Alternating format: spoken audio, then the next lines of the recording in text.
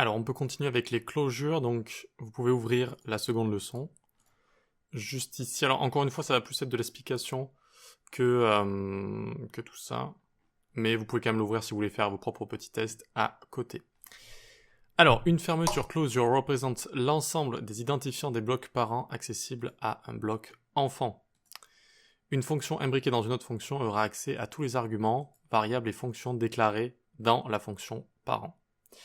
Donc par exemple, quand j'ai ma fonction foo juste ici, et que j'essaye de loguer username, je fais une fermeture sur ça, et tout ce qui aurait été hoisted, etc. Donc de l'environnement parent. C'est-à-dire que dans cet environnement-là, j'ai accès aux identifiants de l'environnement parent. Donc ici, username. Donc je fais la fermeture dessus, si vous voulez. Ça s'appelle comme ça. C'est tout ce à quoi on a accès en dehors de notre bloc juste ici.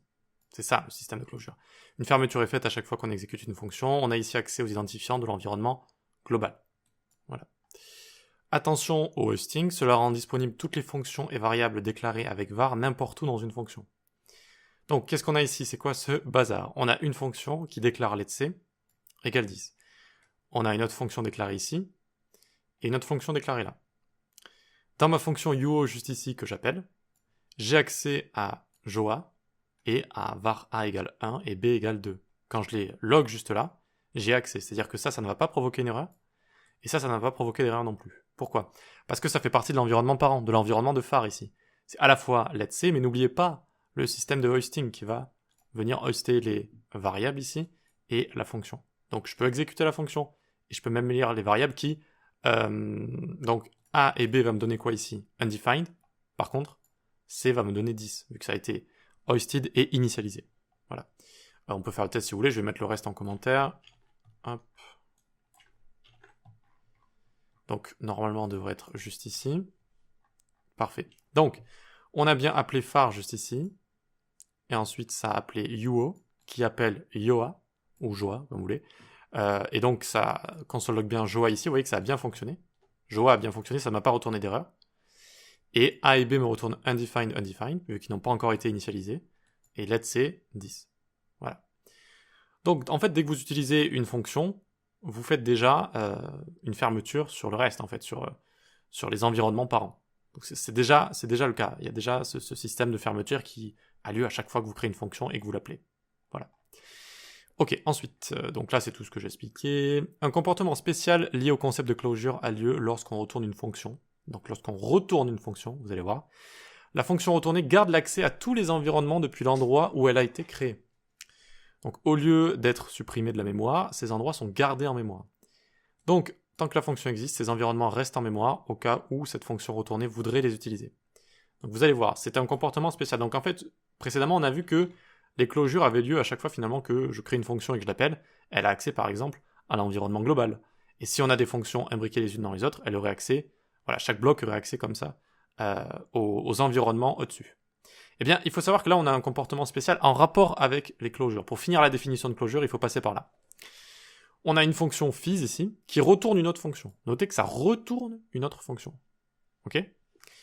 Donc, je crée une constante juste ici, biz est égal phys ici. Donc en fait, c'est égal à quoi? C'est égal à ça. Biz est égal à ça. Ok? Très bien. Donc, je lui ai même d'ailleurs, j'ai passé des arguments à phys juste là. J'ai passé A et B. Donc phys a créé un environnement record avec les arguments juste ici, avec toutes mes variables, etc. Et donc c'est dans cet environment record là. Néanmoins, normalement, si je retournais pas une autre fonction ici dans une variable, eh bien, une fois que j'aurais fini d'exécuter phys, ce serait supprimé de la mémoire, cet environment record, parce que je n'y aurais plus accès. Number, les différents paramètres, etc., j'y aurais plus accès normalement. Mais là, vu que j'ai retourné une fonction, et qu'elle est là, et qu'elle existe, eh bien, l'environment record, donc let number et les paramètres, vont être gardés en mémoire, et vont pouvoir être utilisés autant de fois que je veux. C'est-à-dire que ici maintenant j'appelle biz qui appelle ça. Et regardez ce qu'elle fait ici. Elle essaye de loguer. Qu'est-ce qu'elle essaye de loguer? Arg1 et 2 et number. D'accord? Et donc, eh bien ça va réussir. Ça va réussir, ça va fonctionner juste là. Ça va fonctionner. On va mettre le reste en commentaire. On va venir là. Ok. Et donc on voit que ça fonctionne. AB99. C'est bizarre. Mais c'est un comportement qu'il faut comprendre. Voilà, tout simplement. cette fonction garde accès à l'environnement parent. Et si elle était imbriquée dans une autre fonction, dans une autre fonction, dans une autre fonction, etc., elle aurait accès à tous les autres environnements. Et on peut, si je dis pas de bêtises, les voir. Si vous faites juste console log biz ici, donc cette fonction, vous allez avoir cette représentation. On dirait une sorte de string ici, de chaîne de caractères. Mais ce n'est pas une chaîne de caractères, c'est une fonction, donc c'est un objet. Donc je fais console dir ici, et je peux forcer la console à m'afficher ça sous forme d'objet. Je vois ça, et tiens, j'ai une propriété spéciale ici, scopes avec un S. J'ouvre ici, et je vois que j'ai une closure qui est faite sur fizz. D'accord, sur fizz, sur ça là. Et donc j'ai accès à arg2, arg1 et à number. Et j'ai également accès à quoi ici? Au script global. Donc ça a fait la closure aussi sur l'environnement au-dessus de fizz. Qu'est-ce que c'est ça? Et qu'est-ce que j'ai déclaré ici? Username Victor. Et on a également accès, ils nous mettent l'objet global ici. Bon, oui, en effet, on a accès à l'environment record global. Donc on a également accès à l'objet global.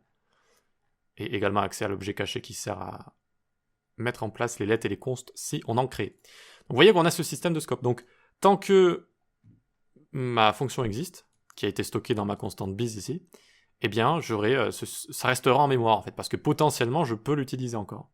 Voilà. C'est un comportement assez spécial à JavaScript, certains autres langages l'ont aussi, mais voilà, c'est un comportement qu'il faut connaître et qui donc qui est une partie de l'explication des closures. C'est-à-dire que les closures, elles ont lieu tout le temps. Mais il y a également ce comportement spécial, si on retourne une fonction, au lieu que les environnements soient tous supprimés, ils vont être gardés et ils vont potentiellement être réutilisés comme ça. Voilà. Alors ensuite, qu'est-ce que j'avais écrit ici? Quelle est la différence entre les termes fermeture, closure et portée, scope? Ils sont tous les deux liés à la disponibilité d'un identifiant, mais n'ont pas l'exacte même définition. La portée d'un identifiant est l'ensemble des endroits dans votre code où ce dernier est accessible. La fermeture est un comportement des blocs imbriqués qui capturent, ont accès à, tous les identifiants déclarés ou hostile dans les blocs supérieurs. D'accord. Donc oui, voilà, ça peut se ressembler, la closure et la portée, mais c'est pas tout à fait pareil. Alors pourquoi j'ai écrit ce genre de choses juste ici? On a une fonction console log hello, une fonction ici qui va loguer i. Je vois pas trop où j'étais allé avec cet exemple. Entre nous, j'avais déclaré une fonction là qui appelle celle-ci. Oui, non, pas vraiment. On pourrait le supprimer ça. Prendre l'exemple qui est juste au-dessus. Donc si je déclare une variable juste ici, par exemple, const fruit est égal apple. Donc là, on peut parler de portée de cette variable, c'est-à-dire où est-ce qu'elle va pouvoir être accessible et utilisée. Donc à la fois dans mon environnement global, je vais pouvoir l'utiliser absolument partout dans mon script global, si j'ai envie de la réutiliser ici, etc., fruit, etc. Donc c'est partout, c'est dans tous les endroits où ça peut être utilisé. Donc globalement, mais aussi à l'intérieur de tous les blocs ici, à partir du niveau global, et dans toutes les imbrications possibles également. C'est la portée de la variable. La portée change suivant l'utilisation de l'etconst. L'etconst est block scoped, donc ça va être utilisable dans un bloc, ou globalement ici si on le déclare globalement, et var est function scoped. Voilà, ce qui n'est pas la même chose. On reviendra aussi dessus dans le prochain chapitre, on reverra un peu les différences entre l'etconst. Donc ça c'est la portée, c'est accessible partout. La closure, la fermeture, c'est quand on a un bloc ici qui va avoir accès aux environnements supérieurs, comme ça. Voilà, c'est pas tout à fait la même chose. On parle de portée un petit peu dans les deux cas, c'est vrai, mais ce n'est pas exactement le même mécanisme comme ça. Voilà pour ça. Ok, très bien. Ben voilà pour cette grosse partie. C'est une partie importante, ça permet vraiment de comprendre comment JS fonctionne sous le capot et comment ça peut réussir à retrouver des références aux variables, aux paramètres, aux fonctions, etc. C'est vraiment un système d'environnement imbriqué les uns dans les autres et ça fait des recherches comme ça de haut en bas. Super, on passe à la suite.